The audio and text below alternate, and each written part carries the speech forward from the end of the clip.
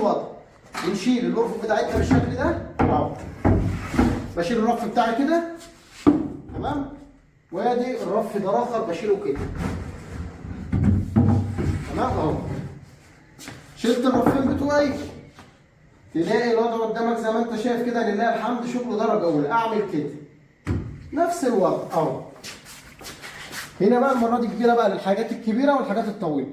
متقسمه طبعا الارفف من جوه، والارفف دي زي ما انا قايل لحضرتك متحركه. الارفف دي كلها متحركه زي ما انتم شايفين اهو. دي ارفف متحركه. بقفل الضرفه كده.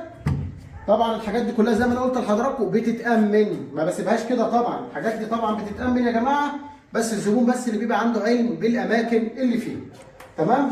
دي طبعا اهي اوريكم ديت، اوريكم برده المكان اللي بعده اهو نفس الوضع اهي. بص يا باشا، حط اللي نفسك فيه كله. وطبعا